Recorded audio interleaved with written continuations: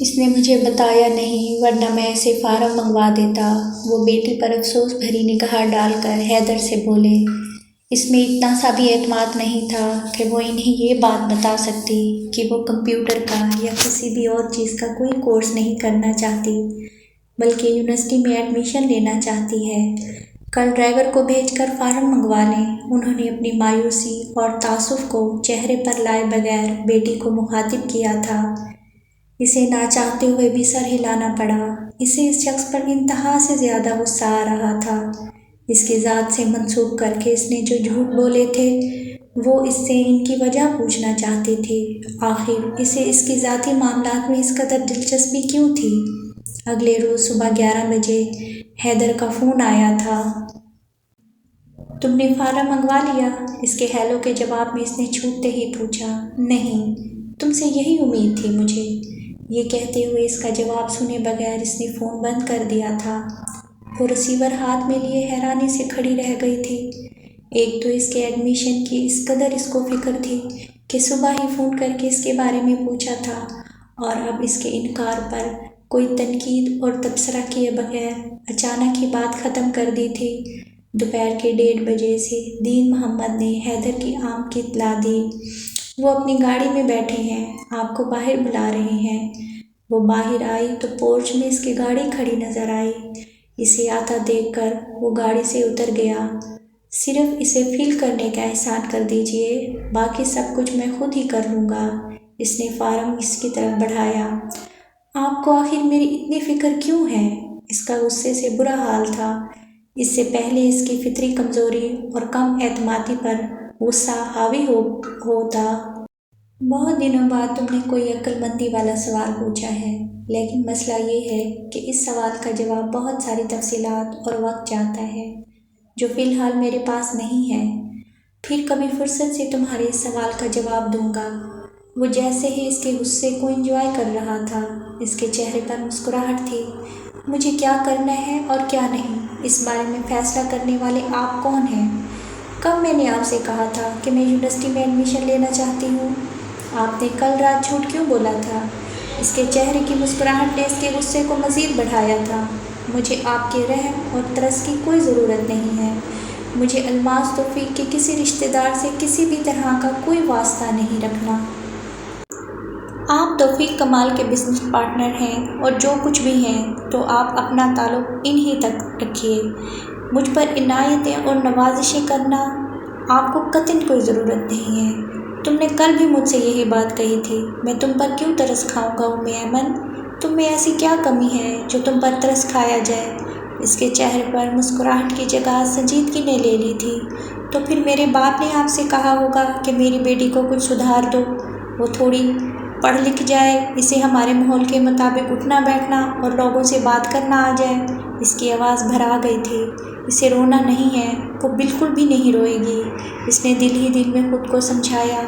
اس نے ایک دم ہی اس کا ہاتھ پکڑا اور تیزی سے ڈرائنگ روم کی طرف جانے والے دروازے کی طرف بڑھا۔ وہ ایک لمحہ کے لیے تو حیرت سے کنگ کچھ بول ہی نہیں پائی، لیکن اگلے لمحے اس نے اپنا ہاتھ چھڑانے کی کوشش کرتے ہوئے غصے سے کہا، آپ میرا ہاتھ چھوڑیں۔ وہ اس کی بات کا جواب دیے بغیر ڈرائنگ روم کا دروازہ کھول کر اندر آ گیا۔ اندر آتے ہی اس نے ایمن کا ہاتھ چھوڑ دیا۔ آئی ایم سوری، لیکن وہاں گیٹ پر چوکیدار کھڑا تھا، اور بھی کوئی ملازم وہاں آ سکتا تھا۔ پورچ میں کھڑے ہو کر اس طرح بات کرنا بالکل صحیح نہیں تھا۔ وہ صوفے پر بیٹھ گیا تھا۔ وہ ویسے ہی کھڑی ہوئی تھی۔ ہاں اب بولو، تم کیا کہہ رہی تھی؟ اس کا دل چاہا وہ ٹیبل پر سے ایش ٹرے اٹھا کر اس کے سر پر دے مارے۔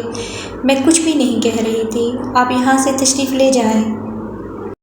وہ مشتعل انداز میں بولی، تمہیں توفیق بھائی سے جو بھی شکایت ہے، اور چاہے وہ سب درست بھی ہوں، تب بھی تمہیں ان کا احترام کرنا چاہیے۔ ان کا نام لینا یا میرا باپ کہنا بہت بدتمیزی کی بات ہے، اور میں نہیں سمجھتا کہ ایمن جیسی اچھی لڑکی کسی بدتمیزی کا مظاہرہ کر سکتی ہے۔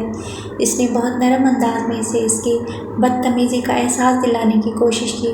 مجھ سے انہوں نے تمہارے بارے میں کوئی بات نہیں کی۔ ایڈمیشن کی بات اگر میں نے کی ہے تو خود کی ہے، اور اس کی وجہ یہ ہے کہ میں ایک ذہین اور باصلاحیت لڑکی کو ضائع ہوتے نہیں دیکھ سکتا۔ اس کا سنجیدہ لہجہ ہنوز نرمی لیے ہوئے تھا۔